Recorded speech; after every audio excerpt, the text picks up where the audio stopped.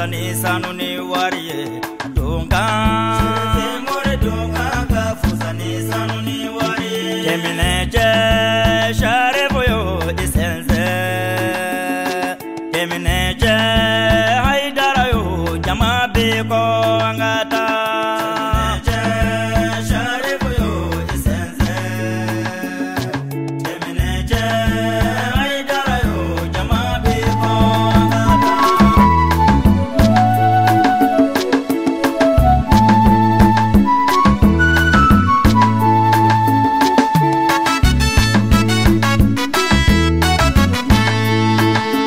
أعوذ بالله من الشيطان الرجيم بسم الله الرحمن الرحيم اللهم صل وسلم وزد وبارك ومجد وكرم على عبدك ورسولك سيدي وسيد المرسلين وإمام المتقين وقدوة زاهدين محمد وآله الطاهرين المعصومين ومن والاهم بإحسان إلى يوم الدين وبعد السلام عليكم ورحمة الله تعالى وبركاته أم بعدين تبشرف الله جبه كشي على تاي هنا على تاي بركة على تاي على كديننا وكلنا نبلا جلما Jamiyatu Ansardin tonde munum be shikoroni la dado sango be hina la seke kata alislamia bama to bela jelema sungalo chamancha yorowla san baflantan wolon vlata anflani o kenede kan u bora ni ga ziara belebeleke ka nyeshin shikoroni o min benende u kasigidama bela jelen farlanyo kan ninga ta kaburudon sanuya atlaka duo don waleta ka kaburudon dabaga o segere ni kulalaw kalonye o banen ko fe hakilna miye u bla bara nunu yerella u yolu lasi ange jeka nyama dawfe ambe alafo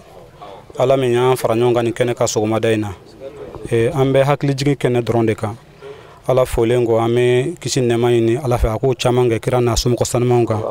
an bɛ tila k'an karamɔgɔ fo n'o ye Sherifu Usman Madani Haidara ye ale de kɛra sababu ye k'an fara ɲɔgɔn kan an bɛ tila ka ala fo ala min sɔnna k'an kɛrɛnkɛrɛn k'an bila nin sira kan an bɛ cɛkɔrɔba min kaburu kunna sɔgɔmada in na o de ye k'a fɔ o ye Babudu Samakɛ de ye mais sababu jumɛn y'an jɔ yan Ansordini kirilen sigɔrɔni yan olu mɔgɔ duuru de y'a kiri Babudu Samakɛ Mahdi Samakɛ Wari Cɛjan Burama Jalo ani Bilal Jara o dɔla kelen de an filɛ o dɔla kelen kaburu kunna nin ye ala sɔnna saba bɛ ala ka hinɛ na fila ɲɛnɛman b'an bolo ala k'a n'u dɛmɛ o la an y'a ye k'a fɔ an ka ɲɔgɔn dɛmɛ ɲɛnɛmaya kɔnɔ an kana da o ma ani maa mun jɛra baara in na ni ala ka wele ser'u ma an tɛna ɲinɛ olu fana kɔ o de la an ye nin sigi sen kan k'a fɔ an ka ta san o san an ka wagati dɔ ta sunkalo kɔnɔ ka hakili jigin kɛ ka sarakabɔ kɛ silamɛsiw bɛɛ lajɛlen ye a ma da ansɔrɔsiw dama ma bilen dɛ k'a daminɛ an fa adama na fo ka n'a bila an jɔyɔrɔ in na sisan silamɛsiw fɛn fɛn bɛ yen n'o bɛ ala ka hinɛ na ala k'a hinɛ sa a bɛɛ ma o de y'an fara ɲɔgɔn kan sɔgɔmada in na wa an ka jara kun ye o de ye an bɛna hakili jigin de kɛ cɛkɔrɔba in kaburu kunna yan silamɛsiw bɛɛ b'a la dɛ mɛ ni hakili jigin dɔrɔn de ye k'a dɔn ale kɛra sababu olu min kɛra sababu ye k'an sigi nin kɛnɛ kan n'o ye Ansɔru kirilen sigɔrɔni yan an bɛna ka na foli bila ale la o de y'an nakun ye nin y'a siɲɛ 19nan ye jara in sigilen sen ka siɲɛ 19nan le nin ye san ala k'an bɛɛ sababu ma sarakabɔ in ala k'a minɛ an ɲɛ an yɛrɛ m'o kɔfɛ yarabi ala k'an laban ɲɛ ala k'o k'a k'ala bonya kama ala k'o kɛ kuranna bonya kama ala k'o kɛ kira n'a so kama sɔli ala Muhammad bismillahir rahmanir rahim allahumma salli ala sayidina Muhammadin wa ala ali Muhammadin wa sallim. Nous sommes là ce matin dans le cimetière de Sikoroni pour faire la bénédiction au nom de tous les défunts, à commencer par le prophète Mohammed, fait salut sur lui, en passant par ses sceaux, sa famille et jusqu'à nos jours. Ces jours-là est organisé pour donner la bénédiction à tous les défunts. Donc nous avons commencé cette cérémonie-là il y a plus de 15 ans. Je pense que si j'ai une bonne mémoire, c'est la 19e édition actuellement. Donc chaque année, nous faisons également ces grandes cérémonies-là. Tous les membres du comité Ansardine de Sikoroni sortiront ensemble pour commémorer également ces grands jours-là, du matin jusqu'à l'aube. Le matin, on commencera par égorger également les bœufs et puis distribuer aux démunis. Ensemble, nous faisons l'organisation ensemble. La nuit, il y aura une grande prêche qui sera organisée par les Oudou Islamia et il y aura également la présence de la famille de Cheikh Sherifu Usman Madani Haidara. Bismillahirrahmanirrahim. Allahumma salli wa sallim wa zid wa barik ala sayyidina Muhammad wa ali Muhammad wa sallim. La amadi la fa kana la fe ala ka hera kana bela jile. Ala ka ndwar jina kono. Kasoro makani fasa fasa le. An kana mo Sherifu Usman Madani Haidara. ale mun y'a an fara ɲɔgɔn kan yarabi ala k'an mɛn an kɔrɔ ala k'an yɛrɛ kɔmɔgɔ ɲuman ye ala k'an ka laɲiniw sabati ala k'an kisi k'an tanga ala kira in bonya kama sɔli ala rasul o la an filɛ nin ye kaburudon de la nin ye sikɔrɔni kaburudon na an bɛ ala barikada de kɛnɛ kan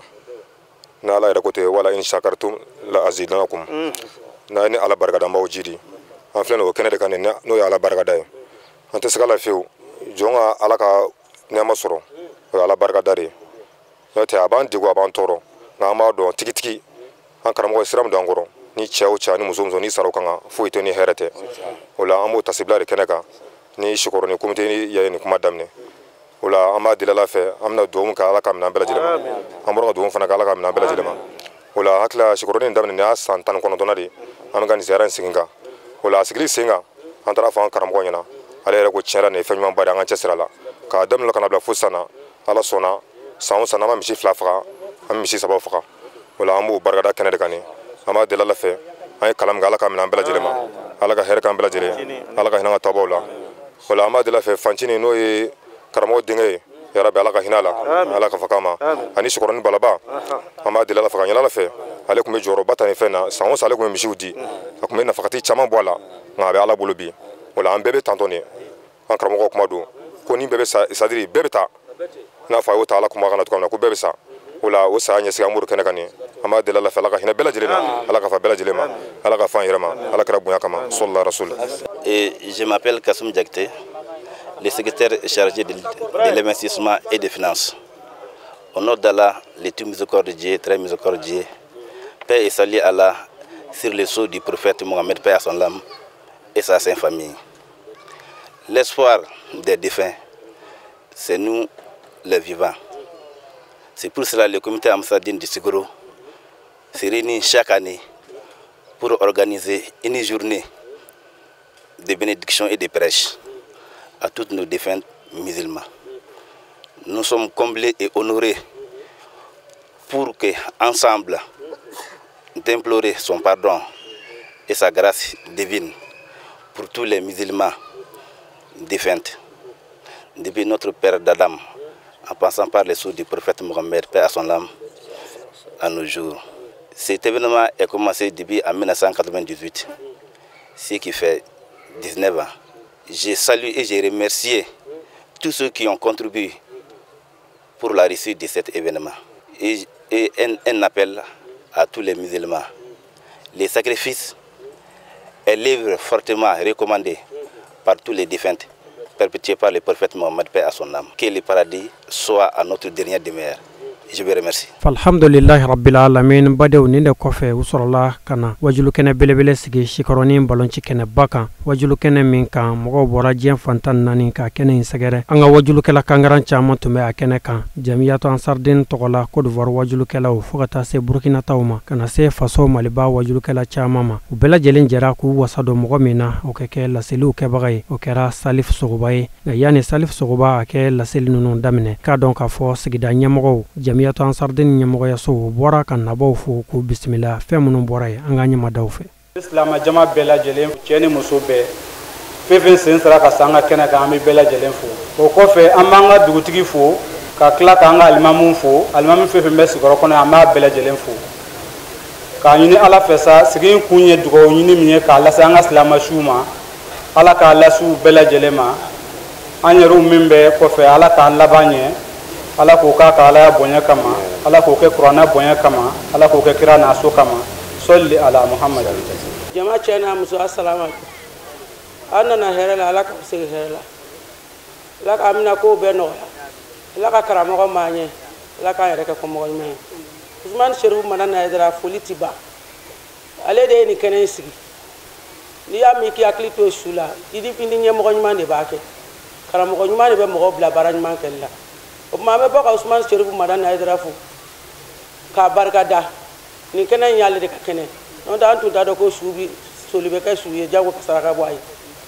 otmana kana baka bela jele fu mi mauna to soro kana to soro akato be kuma sallallahu muhammad traoré c'est bada wani su ambi ala tanu ka barakada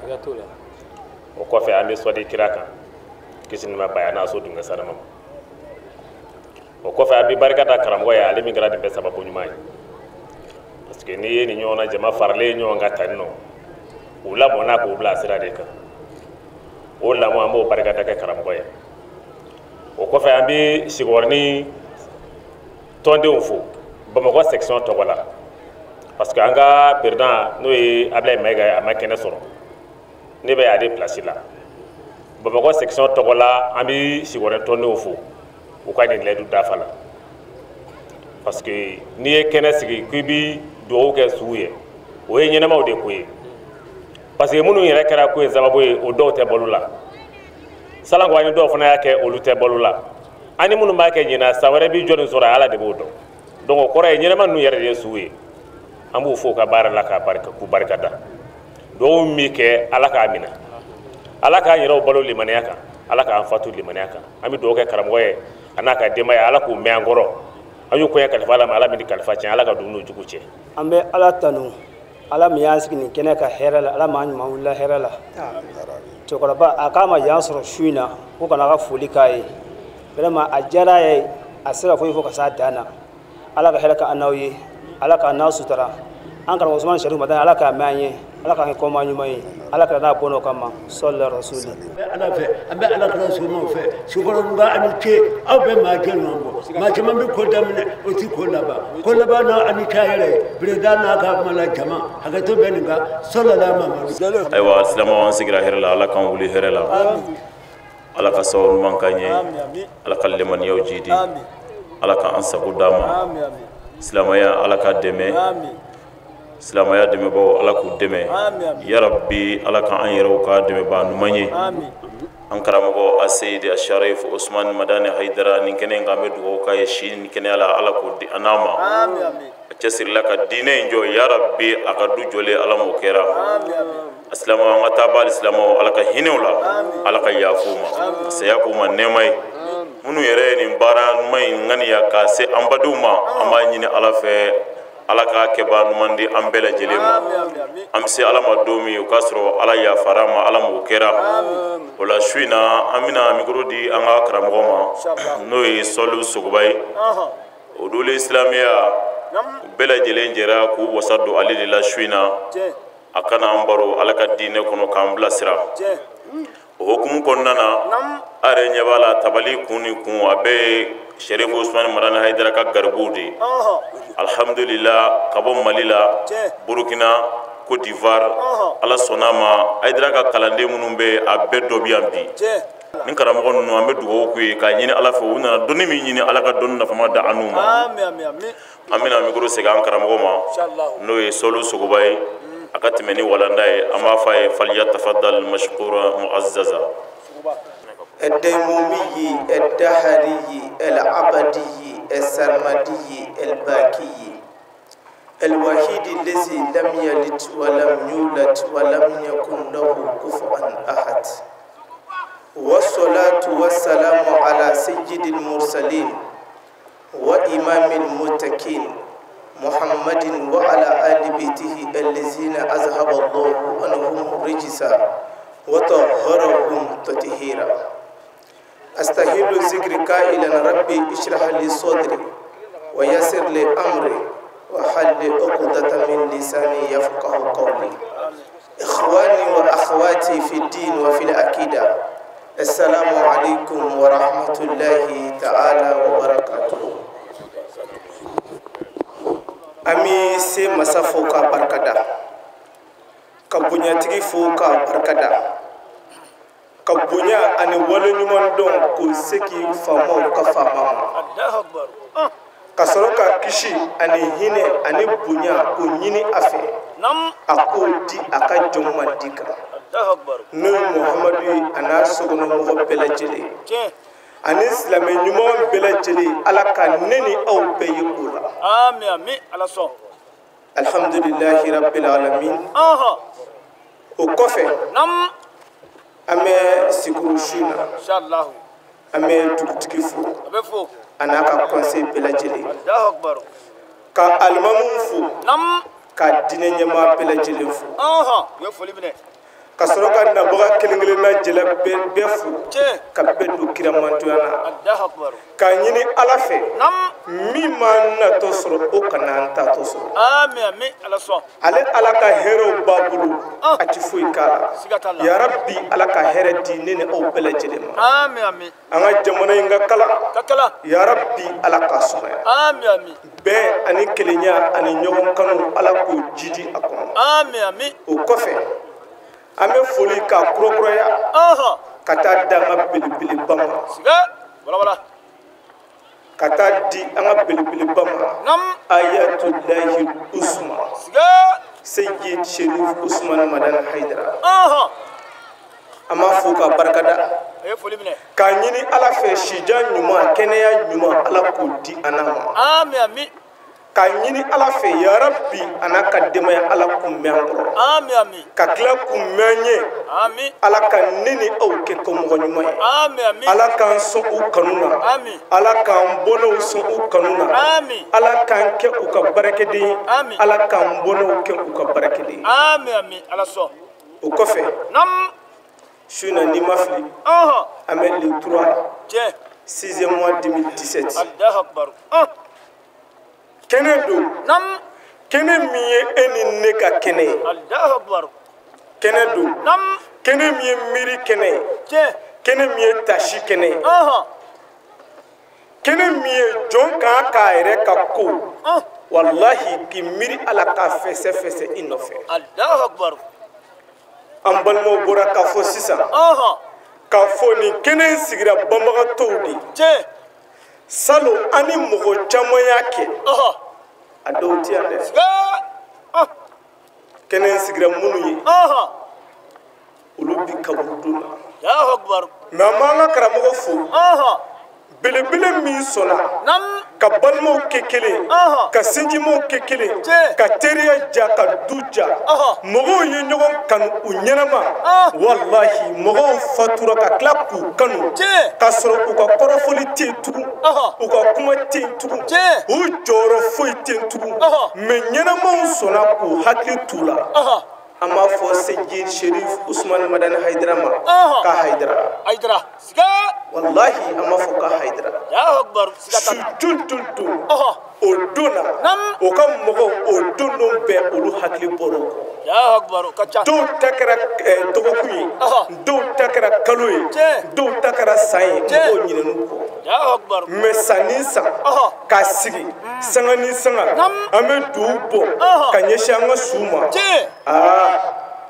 nin ye koba ye dɛ u ka kitabuba dɔ bɛ yen u b'a fɔ elfawzu wa najati a tigi b'a fɔ a kɔnɔ a ko du'a wa sadaqatu li amwati kamislu li hidaya lil ahya'i mɔgɔw ka sigi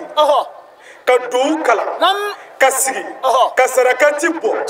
k'an m'a ɲɛsin an ka banbagatɔw ma k'a dɔn a tɛ gansan na dɛ wa su ninnu bɛ sarakati ninnu sɔrɔ u bɛ duw ninnu sɔrɔ u bɛ nisɔndiya n'a ye i n'a fɔ n'i ye kado di e ni ne ma an bɛ nisɔndiya cogo min walahi a ye nin sigi minnu ye u nisɔndiyalen don bi ni an ye u bɛ duw in kɔmasegin fɔ yarabi an ka banbagatɔ ninnu ala ka hinɛ u la ala ka yafa kɛ u ma mɛ kɛnɛ in bɛ e ni ne de bila miiri dɔ la ko ninnu taara cogo min na e ni ne bɛ se ka taa ten i n'a fɔ ibrahim bun adaham a b'a fɔ cogo min na dafantum amwatakum walam ta'tabiru bihim aw ka mɔgɔw fatura aw bolo u ye saya sigara kɛ aw ɲɛna ka ɲɛ komi kɛ aw ɲɛna ka sen sɛrɛkɛ kɛ aw ɲɛna ka aw y'u ye dacogo la walahi ka nafolo to aw kun o ma mago ɲɛ ka dɔnni to aw la o ma mago ɲɛ ka kalanbaw to aw la o ma mago ɲɛ talahi u tora ten ka munumunu ten ka fo ka t'u fatu aw y'olu ko ka t'u don kaburudon na mɛ aw ma tasi n'u ye ko nin ye karisa sɔrɔ cogo min nin bɛ se ka ne yɛrɛ sɔrɔ ten ala dun y'a fɔ ka bɔ a banna a ko muhamadu ma innaka mayitun wa innahum mayitun kelen avec la ka fo kuranɛ kɔnɔ tugun كل من عليها فان ويبقى وجه ربك ذو الجلال والإكرام فبأي آلاء ربكما تكذبان يا أكبر ولا بلا أبو محمد إكاديني إكابومولو نما دالك ميمي كومي أوتي mais Mohamadou ibi fatu okoro ibina se sigara nene ibina ke ibina fatu ibisa ya akbar Mohamadou ado ma titoya bebe sigara nke bebe sa sigatalla kakla ka fatu ko fefe be duguma kulu sanfɛ ma beba Allahu akbar min be toyi o de ne ala ka fanga ani ngase me jine ani adamadi ne ala ka kabako jolitoli u y'o ye u y'o mɛn o kɛra u ɲɛna mais wallahi u y'a bɛɛ kalontigiya n'u jogo n'u ka kɛwale siga o ka ca mɔgɔ dɔ bɛ yen cɛ fila Allahu akbar u ye kɛlɛba kɛ dugukolo dɔ nɔfɛ kɛlɛ in kelen ka kɛ kɛlɛba ye kɛlɛ in nana samaw ni ɲɔgɔn cɛ fo y'a bɔ ala ko la ala jɔn in a tamatɔ dugukolo in den kun y'a koli ni kogo de ye a tamatɔ kogo in birikiden dɔ kumana ala jɔn fɛ a ko karisa a ko k'i sɛbɛkɔrɔ fili la dɛ a ko e ye diɲɛ kanu ka se fo yan ni dugukolo in nɔfɛ i ye ala sɔsɔ a nɔfɛ ni dugukolo in nɔfɛ ala dimini kɔrɔ i ye min kɛ ala ye i ɲinɛna kɔ birikiden de bɛ ka nin fɔ a ye a ko e b'a dɔn ne ye min yan ala jɔn jɔlen tora a ko sanga fitinin dɔrɔn de b'i bolo e bɛ bɔ yan i bɛna sanga min kɛ ala bolo kaburu kɔnɔ o ti lahara fɔlɔ dɛ wallahi e si o kɔnɔ a bɛ komi nitiri jɔ baji la ka miseli k'o turu baji la k'o bɔ o bɛ bɔ ni jini min ye dɛ e si ka bɔ sisan ka taa diɲɛ wuli la o bɛ ten de k'o y'o ye mais a lahara laman don a ko e yɛrɛ b'a dɔn ne ye min ye a ko i ye nin dugukolo in san ka kogo in koli wallahi e kun t'a dɔn ko kaburu bɛ yan a ko ne ye masa dɔ de ye masa min ye diɲɛ fan caman mara se dafalen kɔnɔ kɛnɛya kɔnɔ muso camantigiya kɔnɔ denw bɛ n bolo nafolo bɛ n bolo min ka di n ye n ka tile la n kun b'a kɛ mais bi ne nana fatu ka n ka kaburu yan kɛra n ka kaburu ye ne ni n ka mɔgɔw an ka ko banna wallahi anw nɔ kelen tɛ dugumakolo sanfɛ o la aw nana biriki bɔ ne kaburu yɔrɔ la k'o kɛ birikiden ye k'o kɛ kogo la yan denmisɛnninw tɛmɛtɔ b'a wagasi ne ka masaya kɔrɔ tɛ se k'a fɔ mun na a ye nin kɛ la ilaha illallah muhammadu rasulullah suguba a ko o dɔrɔn tɛ mɔgɔ dɔ tɛmɛtɔ bɛ sugunɛ kɛ kogo in kan wallahi ne tɛ se ka masaya in tɛ se k'a fɔ mun na a ye nin kɛ mais bi ne filɛ nin ye k'o kan ka kɛ e waju k'i segin o kan ka kɛ e waju k'i segin i ka se k'a dɔn k'a fɔ diɲɛ min ye adamaden n'i bɛ girin i kan ka girin ala ko de la mais ni ala ko tɛ ka ban foyi tɛ yen ala de y'a bɛɛ ala tɔgɔ la 90 na a laban a bɛna taa mun de fɔ ko elwarisu k'o bɛ laban masa min bɛ so in bɛɛ tiɲɛ ta ka fanga in tiɲɛ ta ka nafolo in tiɲɛ ta ka fɛn bɛɛ tiɲɛ ta o la o kan ka e ni ne bɔ o kan ka dɔn an k'an kuma fɔ cogo dɔn o kan ka dɔn an k'an kɛwale dɔn anw filɛ su dɔw de nɔ na o tiya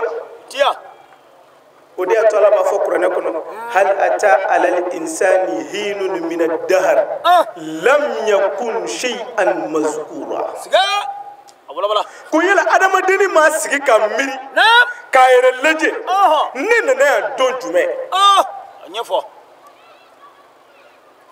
a t'a dɔn ko sanga dɔ delila ka tɛmɛ ale kan ale tɔgɔ kun tɛ fɔ foyi la o kɛra kɛ n'i ye an dɔ ɲininka sisan k'i mɔkɛ fa ko y'a ka denmisɛnniya kɛ cogo di n'o ma fɔ e b'o dɔn wa o y'a sɔrɔ e ka du bɛ yen wa o y'a sɔrɔ e ka mun bɛ yen i ka foyi tɛ yen o la an ka siran ala ɲɛ walahi kɛnɛya in minɛ ban bonya in minɛ ban tɔgɔ in minɛ ban fanga in minɛ ban ko bina ban la ilaha illallah muhammadu rasulullah ala ka hakili ɲuman di a ma o de y'a to ala jɔn bɛ mun fɔ ko ala inna sibaka sibaku zuhudin ma fi ghayri zalika min sibakin yafna ma hawawul malku aslan wa fi'lul khayri inda allahi bakin sata'alafuka nadama an karibin wa tashhaqu hasratan yawmal masaki allahu akbar wala adamaden u ye ne ka girin karisaw ye nin sɔrɔ nin den bolo i y'i ka kasange don lajɛ wa yanni ka girin nin bɛ karisaw bolo o ti ne bolo yala e y'a miiri e ni munkiri ni nakiri bɛ ɲɔgɔn kunbɛn i y'o jaabi ɲini wa n'i bɛ nege mɔgɔ ka fɛn nɔfɛ karisa ye dugaden ye a b'a cɛ bonya a nana furu min na a y'o kɛ ka ɲɛ karisa tilalen don a ka du kɔnɔ karisa ye fonosiri ye n'i bɛ mɔgɔ kanu ka mɔgɔ nege minɛ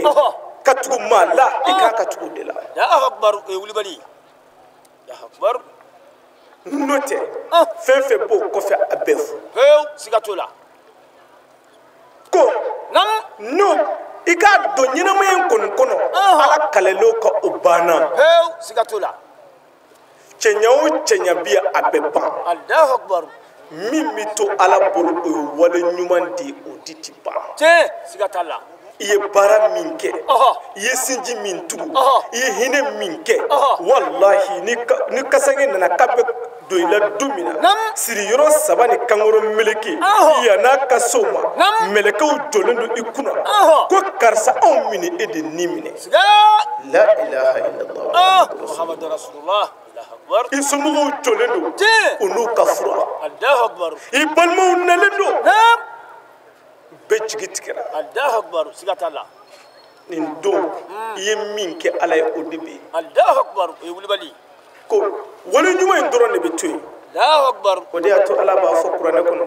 ko allazina qalu rabbuna allahu summa istaqamu tatanazzalu alayhim malaika maa minnu sɔnna k'a fɔ k'u ma ɲi ala ye k'olu ye ala ka mɔgɔden ye o kɔfɛ u y'u tilen u dalakana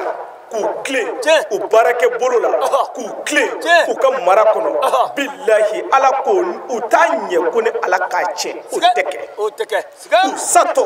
mɛlɛkɛw bɛ to ka jigin de u satɔ ka taa nazali mɛlɛkɛw bɛ jigin de karisa ye hakili sigi sa e bɛ jɔrɔ i ka denko la ala ko walahi i y'a kɛ walidenw ye k'a tɛ ka du tiɲɛ a b'a janto i ka du la yan a b'i ka mara dilan yan a b'i muso ɲɛ yan a b'i ka du dilan ala ko a b'o kɛ mɛlɛkɛw bɛ n'u f'i ye mun jumɛn nin bɛ se mɔgɔ ma wale ɲuman yarabi ala ka nɔgɔya an ma saya in ka gɛlɛn dɛ saya in ka gɛlɛn dɛ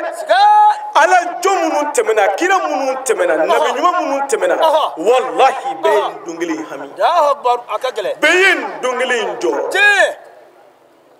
o de y'a to ala jɔnba dɔ a nana se k'a sɔrɔ mɔgɔw bɛ ka seli a y'i jɔ u kɛrɛfɛ cɛ dɔ parakatɔ nana a ko an bɛna seli su min kan jɔnni dɔ yɛrɛ don ala jɔn in kɛrɛfɛ k'a la a ko e de don e de ye su in dalen an bɛna seli e de kan cɛ ko ne a ko in akrahata fa ana ni n'o ma diya e ye komi ni ko e ma e ye su ye o ma bɛn e ma ne yɛrɛ de ye su in ye an bɛna seli ne de kan cɛ ko kɔni cɛ in ka kɛnɛ a ko n ka kɛnɛ kosɛbɛ a ko min fatulen filɛ o ta banna ni saya ko don ni minɛminɛkɛ ko don sigara ko don nin y'o bɛɛ kɛ o tila la e de m'o kɛ fɔlɔ ne m'o kɛ fɔlɔ o la anw de ye su ye ala ka hakili ɲuman d'a ma amin amin wallahi an ka dɔn an bɛ koba kunna an bɛ ka koba labɛn an kundalen don koba kan siga sata ala fo ka na d'a ma soni nimisa bɛna an bɛɛ cɔmi siga t'a la Allahu akbar an bɛna kamanagan gɛlɛn kɛ don min na an ka ko bi dan don min na an bɛɛ bɛna dɔn bi ne tɛ tɛmɛ bi kan Allahu akbar la ilaha illallah don gɛlɛn koyi gɛlɛn wallahi ni man nɔgɔ Allahu akbar man nɔgɔ koyi mais ala ka nɔgɔya amin amin ala ka nɔgɔya amin amin a bɛ nɔgɔya ni baara de siga ala ka hakili ɲuman di a ma amin amin o la a ye walanda min labɛn e k'a lamɛn wala e ni ne wallahi i bɛna dɔn e ni ne bɛna dɔn ko an bɛ yan ko masa anw bɛ kulo na mais ala tɛ kulo na masa b'a sɛbɛ la Allahu akbar ba sɛbɛ la koyi wallahi ala fama b'a sɛbɛ la Allahu akbar Seydina Ali y'o fɔ a ka mɔgɔw don dɔ la a k'u ma ko heyi ka sabali dɛ aw bɛ kulo na masa tɛ kulo na dɛ a ye yɔrɔ in da ni sɛbɛ de ye siga t'a la a b'a fɔ a ko kutuba kɔnɔ ko alaykum bil jiddi wal ijtihadi wa ta'awubi wal istidadi maa o maa ni sɛbɛ ani cɛsiri a ka tila k'aw labɛn a y'aw yɛrɛ di ala ma a kana sɔn diɲɛ ka aw mara sa Allahu akbar siga t'a la diɲɛ a kana sɔn a ka mara sa Allahu akbar ala ka ala jɔnw diya n ye amin ala sɔn olu ka baara ala k'an tugu a kɔ amin amin a ko a bɛna kuma ye kow bɛ bannen ni ala ka fanga ye a bɛna o de f'i ye Allahu akbar la ilaha illallah Muhammad rasulullah ni y'a sɔrɔ tɔgɔ banna ne o y'a sɔrɔ banna Allahu akbar ne ka du ne ka nafolo ne ka mobili ni y'a sɔrɔ a ko bɛɛ banna wallahi ni y'a sɔrɔ an si tɛ dun Allahu akbar adamadenw bannen kɔ k'a tɔ to ko tɔw ye ala ye fɛn minnu da adamadenya kama adamadenya tɛ taa minnu kɔ masa ja ɲimina tɛna da anw na koyi ja olu fana b'a la Allahu akbar siga t'a la ala k'an t'anw ye amin amin يؤمر ملك الموت أن يفني البحار كما قال الله تعالى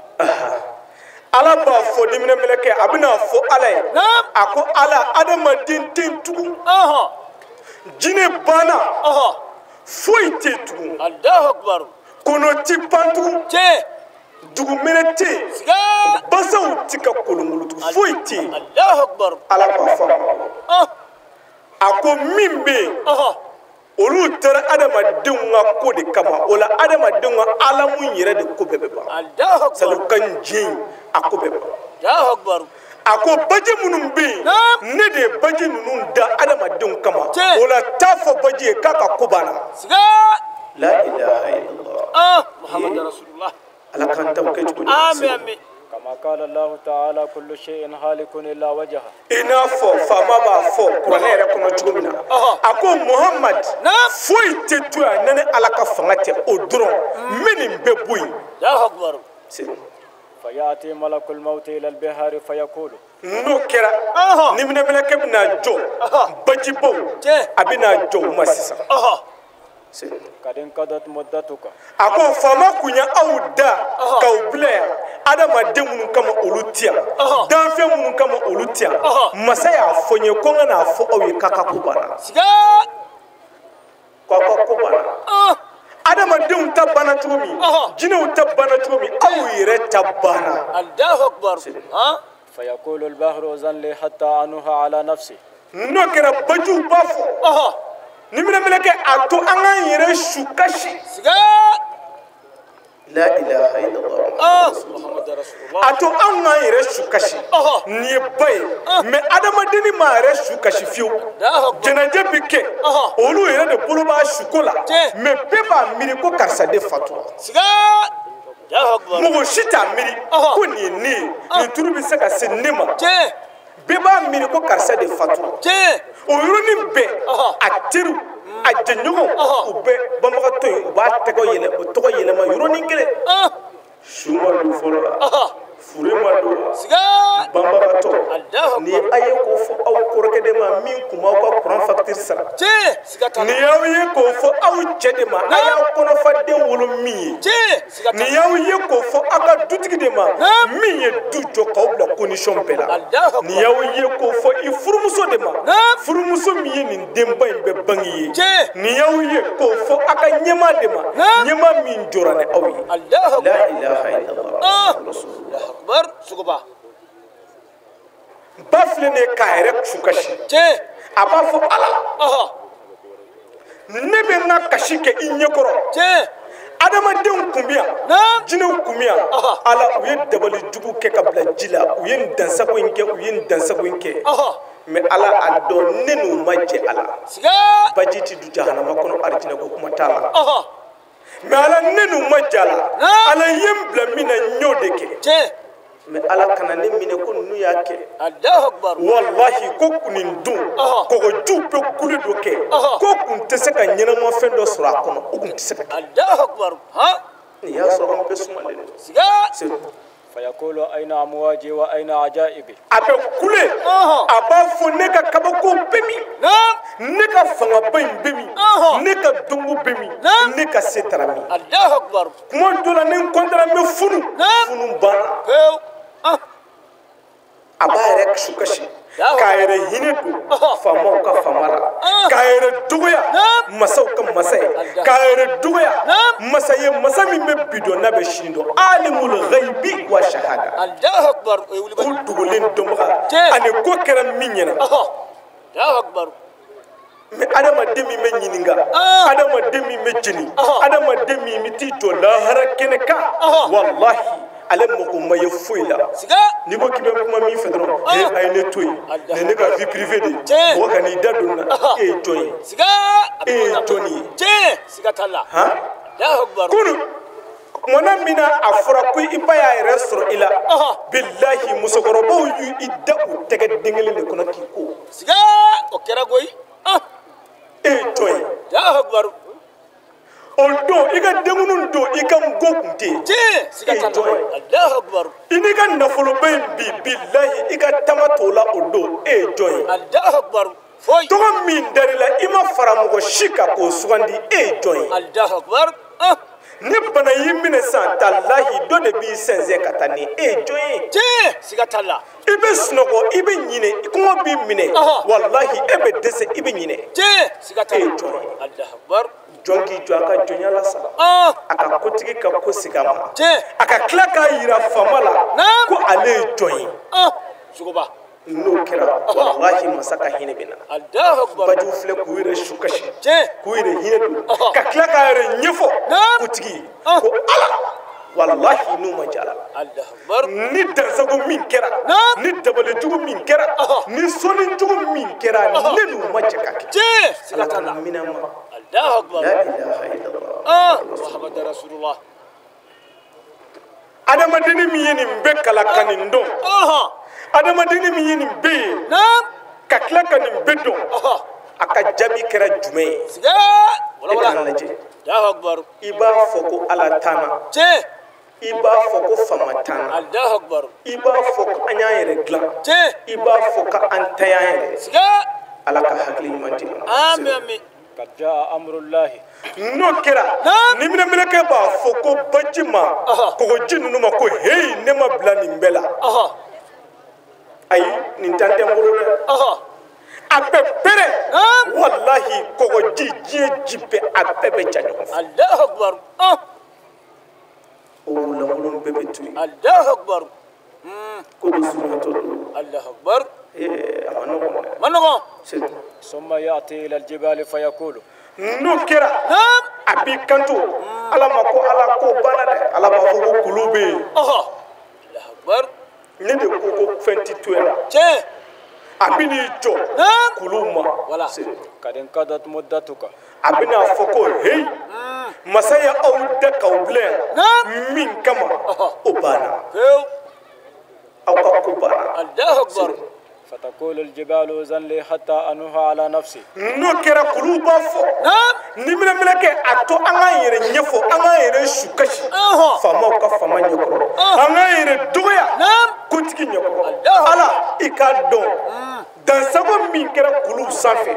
dabalijugu min donna kulu ninnu kɔnɔ ala adamadenw ni jinɛw de y'a kɛ ala an n'u ma diya la dɛ ala anw da kun t'a la dɛ ala an ma jɛ d'u ma a la dɛ ala u y'a kɛ mɛ anw nin t'a la ala i kana anw minɛ a ma wallahi kuluw bɛ nin kɛ ka kasi k'u yɛrɛ su kasi k'u yɛrɛ su kasi ala ɲɛ kɔrɔ فتقول أين سعودي وأين قوتي n'o kɛra kulu bɛ kule ko ne ka fangaw bɛ min ne ka se bɛ min ne ka bonya bɛ min kabako minnu kun bɛ ne na o bɛ min la ilaha illallah محمد رسول الله nin ye koba ye dɛ ne bɛ ka ne ni e makɔnɔ الله أكبر nin y'a sɔrɔ anw dalen don الله أكبر walahi o de y'a to kuranɛ b'a fɔ ko kumana min na ni ala ye adamadenw wuli adamadenw wililen suratu yasin kɔnɔ ala b'a fɔ ko qalu man ba'asna min marqadina haza ko kumana min na ni adamadenw wulila k'u jɔ u b'a fɔ ko tɔɔrɔ min bɛ niw kan barzaku kɔnɔ mɔgɔ si ma se lahara fɔlɔ ni o nin bɔra niw bɛ barzak de la u b'a fɔ yen ma ko elhayatul barzaki niw bɛɛ bɛ yen ni hɛrɛ bɛ min kan u ka hɛrɛ b'o sɔrɔ yen ni tɔɔrɔ bɛ min kan ka tɔɔrɔ b'o sɔrɔ yarabi an ka banbagatɔ ninnu ala k'olu ta kɛ hɛrɛ caman ye آمين آمين على صوت ni ala ye niw wuli adamadenw mana wuli k'u jɔ الله أكبر bilahi hɛrɛ o hɛrɛ kun b'u k'u gosi ye tɔɔrɔ o tɔɔrɔ kun bɛ min ka ɲi adamaden wulili bɛɛ bɛ ɲinɛ i ta kɔ الله أكبر o jɔnni de y'an wuli ka bɔ an ka sunɔgɔ la jɔnni الله أكبر ko jakiraw ye min fɔ o ye tiɲɛ fɔ koyi non k'o kɛra sɛbɛ ye الله أكبر nin tɛ dun bɛɛ bɛ se k'a dɔn ye ko ne ye mun kɛ ne ye mun fɔ ne kun bɛ mun na ne jɔɲɔgɔn kun ye jɔn ni jɔn ye الله أكبر ما نقول كوي ala tiɲɛ la a tiɲɛna n bolo o bɔ i bɛ sira di yan n bɛ segin ka na dilan o kuma t'a la o tɛmɛna sa min bɛ yen sa o ye sɛbɛ de ye الله أكبر o la yan'an ka se o don ma mun na an t'a lamɛn ko n'o kɛra kulu de bɛna fɔ ala y'a to an k'an yɛrɛ su kasi a b'a yɛrɛ fɔ ka kasi ala ɲɛkɔrɔ k'a yɛrɛ dɔgɔya ala ɲɛkɔrɔ kulu jumɛn min tɛ don lahara k'a ɲininka kulu jumɛn min tɛ don jahanama kɔnɔ kulu jumɛn min tɛ don arijinɛ kɔnɔ kulu jumɛn min ka ko bɛ ban bi kɔn faya kɔnɔ الله أكبر suguba a bɛ adamadenni ni jinɛ de ka ko o su kasi o ye dansago min kɛ ale ɲɛ y'o ye mɛ ale ka fanga kɔnɔ o kun t'a la الله أكبر siga t'o la i bɛna nin sɛbɛnden min donna cɛ nin tɛ don yan dɛ ale ka fanga la ala m'o d'a ma i bɛ kana nin dansago min kɛ kulu sanfɛ cɛ nin tɛ kɛ yan dɛ ale ka fanga la o kun t'a la الله أكبر siga t'o la ala to n ka n yɛrɛ ɲɛfɔ wala a b'a dɔn ala bɛ hakika dɔn mɛ a ka dɔgɔyaliya a n'a ka jonya a b'o sabati faamaw ka faama ɲɛkɔrɔ الله أكبر o bɛ kɛ وقد جاء أمر الله a b'a fɔ ɲiminamɛlɛkɛ b'a fɔ k'a k'a dɔn faama ka ko de nana k'a fɔ ko nin y'a bannen فيصيح عليها صيحة فتذوب جميعا n'o kɛra ɲiminamɛlɛkɛ bɛ pɛrɛn walahi kulu ninnu bɛɛ bɛ yɛlɛ ɲɔgɔn fɛ الله أكبر ka kulu bɛɛ k'a bɛɛ mugu الله أكبر kulu dalakɛ ثم يأتي إلى الأرض o kɔfɛ a bɛna ɲɛsin dugukolo yɛrɛ ma الله أكبر فيقول قد انقضت مدتك a bɛna fɔ dugukolo ye a ko i ka ko banna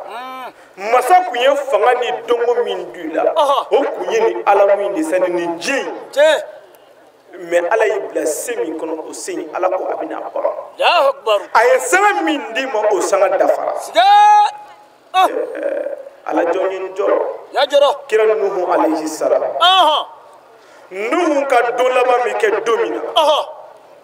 kuranɛ b'a fɔ ko nuhu ye san 950 de kɛ ala ka ci la الله أكبر siga t'a la san 900 ani san 50 siga mɛ n'i ye nin fɔ anw ɲɛna anw bɛ kabako yan u ka kitabu dɔ bɛ yen ko el mustazraf n'i y'a kɔnɔna lajɛ a b'a fɔ ko adamadenw bolongɛni den kelen k'a bɛ adamaden nɔngɔn bɔ الله أكبر ها mɛ kabako tɛ سماحة الشيخ الحاج ألفا جلوبيا سماحة الشيخ موسى بلا جرتبيا الله أكبر ولي الليبانكي سيغاتولا ياكي ويا كابو كروي سيغا يبي ادم دندل في جابتك والله الله أكبر ها اي ألفا جلول نينكا aka Musa Bala Jakte nyinika aka Isa Muhammad Sharif Haidara nyinika الله أكبر ya yunyena تي سيغاتولا adama dengelen dele metri mugani wolofla الله أكبر ها afa adama delo dali sadi nuhu denge dali metri mugani wolofla ibe kaburu fezene fi jabetike الله أكبر سيغاتالا ay alhaji Alfa Jalo nga aka Musa Bala Jakte oje الله أكبر mais nuhu nana kana sigi kayre hine mine ka ka don laje ni do na nyini ke nyini heren soro nyini bunyen soro nyini toron ke nyini banan ke abi kolu miri miri ni mine meleke na ni jo akrefe siga ni mine meleke du naye ajo mogo krefe wallahi e ba don robe ko kodobi o de atiba chetemine ninte nimbote kodine de ni ire duli ibadin do ini min bora fakelen bakelena na fatura fo dugu do la ete fiu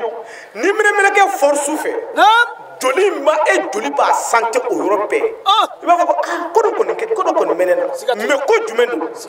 ko dulu mado orani be ebsinga dogo kodo yikushi o ni mine ke finten dele au duli de sanfé Allahu akbar sigatalla ani be fo jamana wala la wallahi dulim be ba santé europe Allahu akbar e wulibali ko dendere manogo obina fiye ko ago kaza ko o de dum wala ni ko mo farfa de la siga ni mine ke finteni de Allahu akbar sigatalla sugoba oroni be nu yi krefle kala nam ako nu yi manno mado nu e joni ako nu henki ka bu fole ma Allahu akbar ako mane do nam ako bebe de do Allahu akbar nu ko iyeto ifindeni mi ngon daranga o findeni mese kanen inyefonyi Allahu akbar ako kabiri ala yendani findeni ma deli kan gushini bite Allahu akbar ako ninde ma gushi shefla Allahu akbar sigata la ilaha illallah Allahu akbar ako ala ka jo ani ala nyi iseke ala kula mi fola o kera Allahu akbar ko bara ako Israel do ko fie siga anugo kita tonga kuma ngadema ya fa ako tala Allahu akbar nu koma bonsi le fe yoro ni mina atonga wuli kaboya kanzigiya sadi na be sheji de kono kaboy dira kisi sheji wala kono Allahu akbar ako nu yibi se ko kono ke Allahu akbar nu ya sige ako nu ko muna I wula kaboya kani sigiya siga ako wallahi ne sa hake minke akere na foko o bena ka bo sheji kono kana se sheji kono kuni ka nyina ma be komi akero frontier ne kono Allahu akbar san keme kono to ani sambidi Allahu akbar ni nu wole ka faye ko dobe ka bolo sambiduru sambina ko be ka sa o kuma damate nu faga tuguni ba faga siga Allahu akbar ba faga goy alisa emaseka so siga alhamdulillahi rabbil alamin badew nintu anye shikaron ka ukala dala keneka billa dala kene min sigi ninga ala wele ke kata alislam ba ma to klin na bela jelema me adila ala fe ala kana fo ko ala ka hinese umani ala kira bayra horomai nin bela jelena na kunche ni ankara mo sayyid sharif ibrahim haidara iba aleka blasira likaw anaka duwa donye ka ken na ba bela jelenye ala kan be ni nyona warema wa shukran lakum fi amanillah